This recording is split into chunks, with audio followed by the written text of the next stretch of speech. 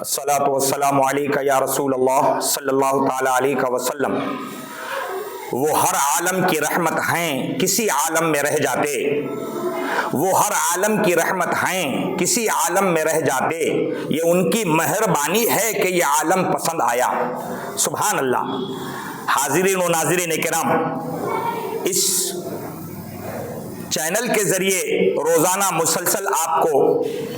پیغمبر دو جہاں رحمت عالم نور مجسم صلی اللہ تعالی علیہ وسلم کے خصوصی عنوانات پر مختلف علماء کرام کے زرین زبان سے پیارے آقا علیہ السلام کی شان کے حوالے سے چند باتیں سننے سمجھنے مل رہی ہے۔ آج الحمدللہ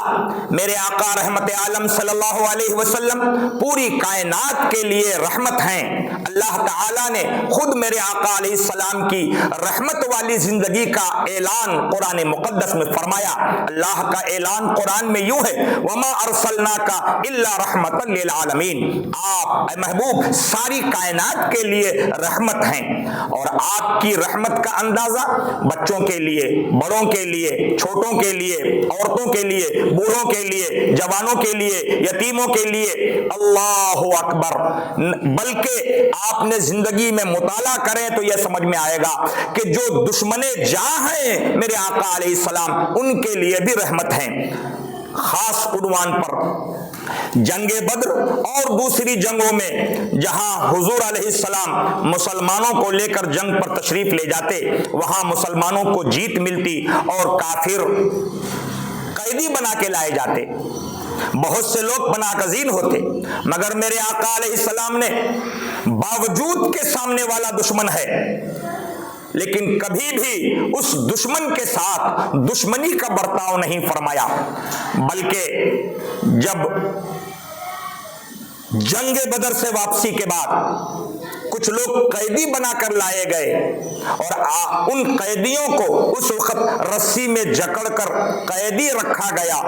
تو آدھی رات کو حضور علیہ الصلوۃ والسلام اپنے کمرے سے باہر تشریف لائے اور فرمایا کہ اے صحابیوں، یہ جو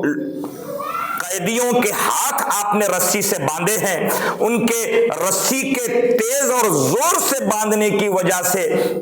ان کے کراہنے کی آواز مجھے بے چین کر رہی ہے، لہٰذا ان کے رسی کو ذرا ڈھیلی کر دو۔ یہ میرے آقا کا اپنے اسلام کے پیغمبر کے دشمنوں کے ساتھ رحمت کا معاملہ تھا۔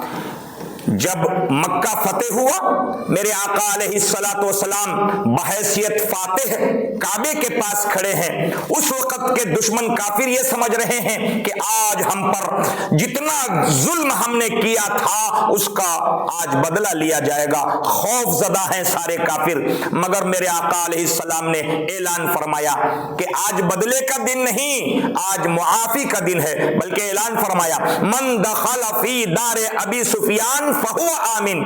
جو ابو سفیان کے گھر میں بھی جا کے پناہ لے لے تو ہم انہیں بھی معاف کر دیں گے۔ تو آپ اندازہ فرمائیں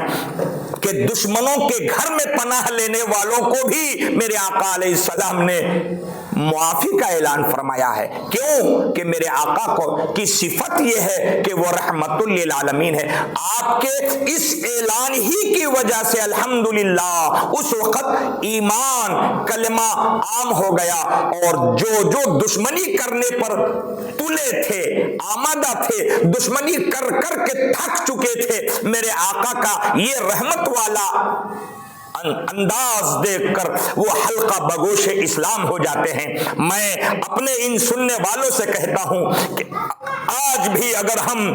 اپنے آقا کی، اپنے محبوب علیہ السلام کی، پیارے نبی کی اسی طرح کی تعلیمات ہم مسلمان اپنی زندگی میں رکھیں، کردار میں رکھیں، تو ہماری یہ زندگی کا کردار بھی آج کے لوگوں کو یقیناً حضور علیہ السلام کی محبت کا پیغام ماننے پر مجبور کرے گا۔ اللہ ہم سب کو اسی راستے سے اپنے دین متین کو دنیا کے لوگوں تک پہنچانے کی سعادت نصیب فرمائے۔ السلام علیکم ورحمۃ اللہ وبرکاتہ۔